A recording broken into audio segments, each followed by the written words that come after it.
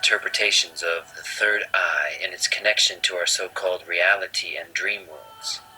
Let's start with the pineal gland. The pineal gland is a small organ shaped like a pine cone, hence its name, which I'll get into later. It was also the last endocrine gland to have its function discovered. Its location, found deep within the brain, implies its significance. This led to it being considered a mystery gland, with all kinds of superstition, myth, and even metaphysical theories surrounding its supposed function. It's often associated with the sixth chakra, or third eye, called ajna in yoga. It is believed to be the dormant organ which can be awakened to unlock our hidden telepathic abilities and our inner vision. In the physical body, did you know that the eye views objects upside down? Then it sends those images it observes to the brain, which interprets them and makes it appear to us as right side up. According to René Descartes, who considered the pineal gland the seat of the soul, said it was our link to the one non-material part of the universe, the mind.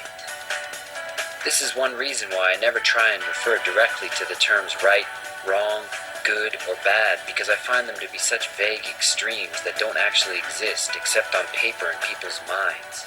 Generally, those terms are left up to each individual's imagination to determine which is which, until they're pulling rabbits out of their own hat and eventually pulling people down with them.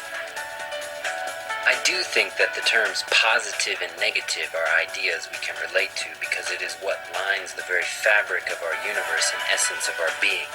Life and death, light and dark, hot and cold, ad infinitum.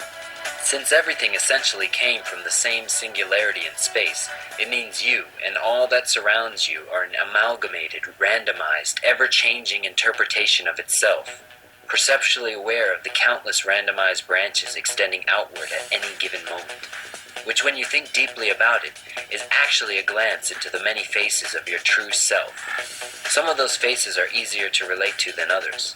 Some are frightening and hard to accept. Others are exciting. However, all of them are inescapably a part of you as the self-aware universe.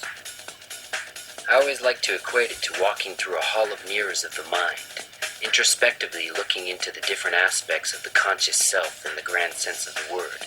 Unequivocally, what you or I individually think from the finite constructs of the ego is a temporary charade, a masquerade ball we all buy into for a short time to give us purpose.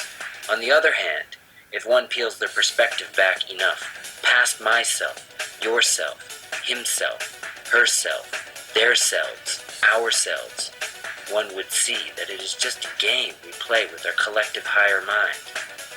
When we step back into the discourse of the duality, however, we collectively demonize and burn people at the stake to continue forward with confidence in a given random direction, as we perpetually find ourselves caught in the eternal dance between a 1 and a 0.